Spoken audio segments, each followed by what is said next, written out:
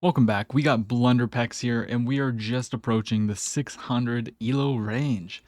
So let's take a look at the common mistakes made at this range. And we're just going to be playing based on the opening principles, no theory. So let's control the center with E4, of course. Okay, my opponent goes E5. We're going to play Knight C3. This is the Vienna game. We've been playing some Knight F3s, so... Okay, they go here. Now we're going to go ahead, bring the bishop out. Develop the knight. Okay, so my opponent goes g6. So it looks like they want a fianchetto. Nothing wrong with that. Let's just develop the knight. I don't really like this fianchettoed bishop though, because it's just blocked in by this pawn. So it's not really doing much. This is covered, so the knight can never jump in. We can play d3, get the bishop out. But let's first castle. Oh wow, my opponent's going aggressive here. Alright, so they play f5. It's attacking this pawn. Not really too concerned about that. I could take, and they would have to take this way, but I don't know if that's that great. Because then they're going to get this open G file, but they're not even close to castling. And whenever you're not close to castling, you shouldn't be opening up the center like this, especially where my king's in this. My king's safe, theirs is not. So takes. I don't think we can't take yet. I was gonna say we might be able to pin. Let's just go ahead and take the pawn. And then we might be able to go here, but then push.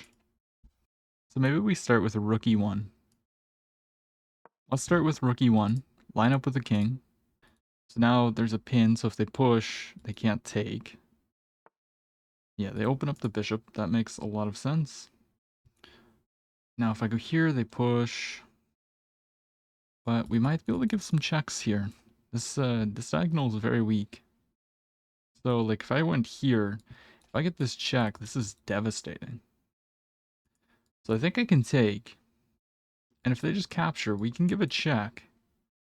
They gotta bring the king up somewheres, and then we can come in with the check, and it looks like we might be winning this bishop. So I think I'm gonna go ahead and sacrifice the knight here.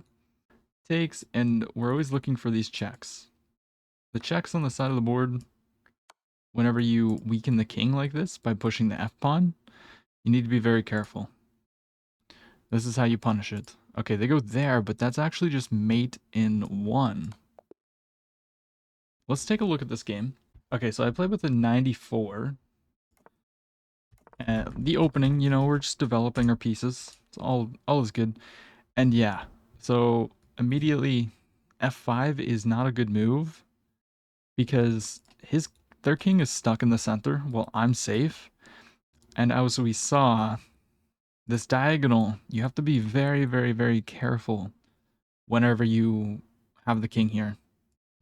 And so we take, they take back.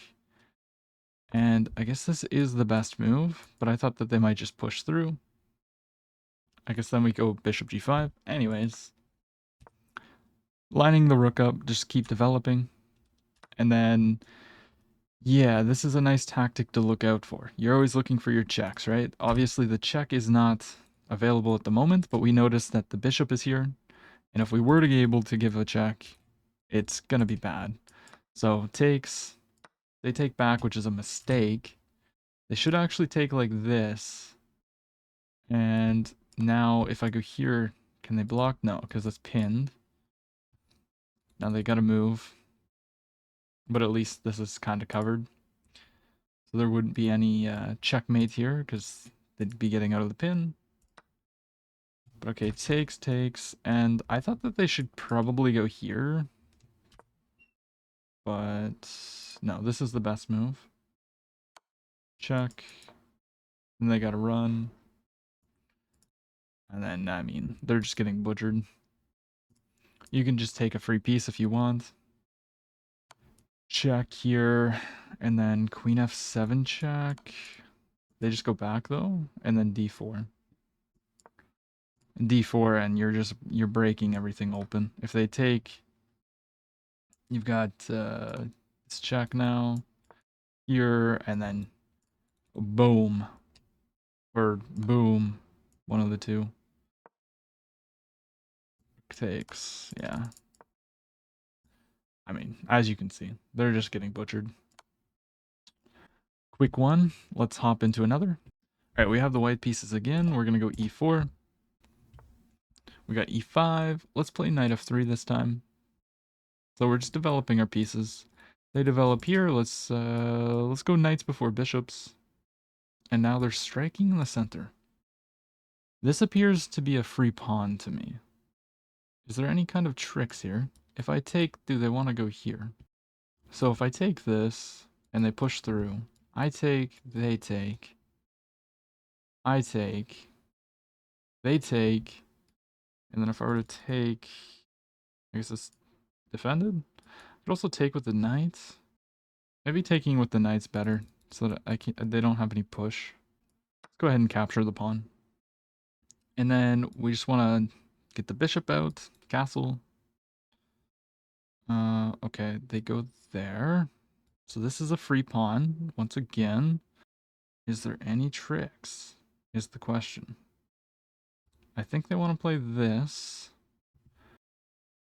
I think I can just take this. I think I can just take the pawn. I think they're just blundering a bunch of pawns, to be honest with you. So now this is attacked, so I could take, they take. Or we can take, queen takes. And just drop back, we're up a pawn. Okay, let's go ahead and do that. Yeah, they come out, they're attacking the knight, so we need to do something with the knight. Here, we might be able to do this. We're just up a pawn. I mean, if they trade, we'll try and trade everything off. Yeah, I mean, but we're just up material now, so he shouldn't have traded. Pawns in the center of the board. Just develop. And then we'll look to castle, but we don't want to hang this pawn, so... Oh, but if they're going to do that... I'll push through attacking, and our pawn center is insanely strong. I don't think that was a great decision by my opponent. And now I think I might go bishop here, but then... No, they can't go here, so... I'm going to go bishop here and try to get this and this. And if my opponent tries to do that, then we just take it. Okay, that's a free pawn. Is there any idea behind it? So if I take, do they want to go here? Then I can simply just move. Okay, let's just take the pawn. Now, do we want to go here or do we want to go here? I think we can just... Well, if I go here, we might be able to push, opening up this. Here, they start pushing. We can always make room. I think this is fine. My opponent's not using much time. They should probably think a little bit more because, I mean, it's move 15 and they're down 3 whole pawns. Okay, it looks like we might have an auto resignation. Yeah, my opponent just resigns. Alright, so we played with a 90, they played with 74. So my opponent just out of the gate gave me a pawn. And then they gave me another pawn. And the trading here wasn't best, but I didn't think this was that terrible. Now, I did think that after this move, they should probably try to apply pressure. In which case, we need to go here. Otherwise, they're just going to win some material. And after this, they'll probably just take. And then long castles, we can go here. We can castle. We'd be fine. We're just up a couple pawns. And then we just took the center, developed our piece. And yeah, we didn't do anything fancy. They just gave us 3 free pawns.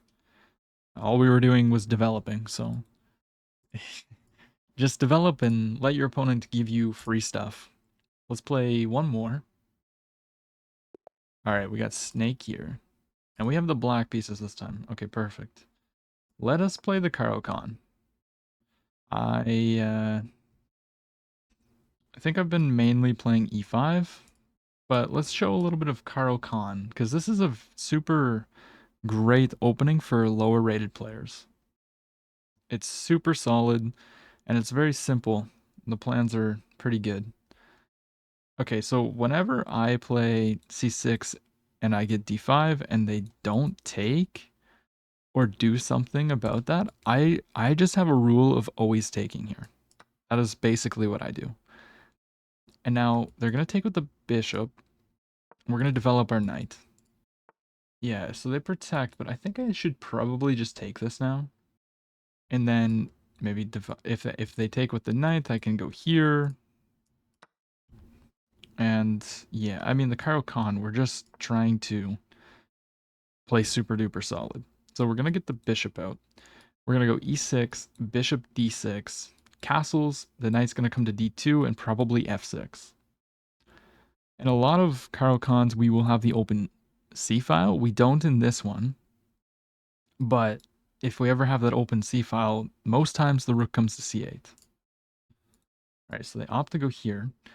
And I just noticed that I can take, they take, and then I can trade queens. Is that something I want to do? I don't really think I don't think there's much point in doing that. So let's go ahead and play e6. Let's open up our bishop, get ready to develop it. We don't want to go here just yet because then they're going to take. But what else can we do? I could take, they take, and then go bishop here. I don't really love that though. So I guess let's just go bishop e7. Okay, it looks like they want to play here. That doesn't really make a whole lot of sense to me. I'll just slide back. So let's go ahead and castle. Or I can take one of the two things. Also, if I can attack this twice, I could sacrifice the bishop, but there's no way that that's going to happen. Oh, wow. Okay. What are they trying to do? My opponent plays bishop h6. So at first glance, it looks like I can just take this. But do they have any tricks? I don't quite understand. If I take, are they gonna plan to do this and try to get some kind of cheeky check? That must be the idea, but it doesn't work. None of this works. I think I can just take here. What if I take, they take, I take, they take, and then I take here? That seems pretty good. Let's take. Because if we're gonna be up material, we might as well just trade pieces. Because at this, you know, it looks like we're about to be up a bunch of material. Okay, so they take the pawn. This is a good try. It's an intermezzo. But I actually have this. I can take the knight attacking the queen. They can't take the rook. So I can take, after they take, I can then capture this. They're going to get a little active, but we can just go king h8. And we're perfectly fine. So let's go ahead and take. And this only works because I attack the queen. That makes it so that they cannot take the rook. They go ahead and capture, and now we can take the rook. And we're simply just up material. We're up 2 pieces. Okay, so they check us. We can just go to king h8. We don't want to go forward because then we're a target. And now we can put the rook on the g file. So we can go rook g8, attacking the queen, x-raying this, and now we can probably just try to checkmate. Yeah, so they go there. So I can go here and threaten mate. There's no checks. There would be checks here, but yeah, if I go here, can they do this? No. I go here, they need to respond to the checkmate threat. So let's go ahead and play this. We're threatening mate in 1. So they could push the pawn. And then, okay, so my opponent takes a free pawn, but they did not ask themselves, what is my opponent threatening? And my friend, we are threatening checkmate. So good game. You got to ask yourself, what is my opponent threatening? Whenever they make a move. Otherwise, you might get checkmated in 1 move. Yeah, so, I mean, you don't have to take. It's just how I play my Cairo Khan. And then we just develop. Nothing fancy. We took. We didn't have to take, but that's a bishop. Typically, if you can get a bishop for a knight, it's not a terrible trade. We got takes. We develop. And then, yeah, we want it. So the reason why I played bishop out, because I've been talking in this series about knights before bishops. The reason why I put the bishop out first was so that I could play e6 and not lock in the bishop. Now you can play e5, but sometimes this pawn can be a little bit loose in the Caro-Kann, so I typically try to play e6 rather than e5. They just develop, and then we protect, we open up the bishop. Yeah, I mean, you don't really want to go here because then they can just take and take. Or then you have to give up the bishop. We don't want to do that if we don't have to.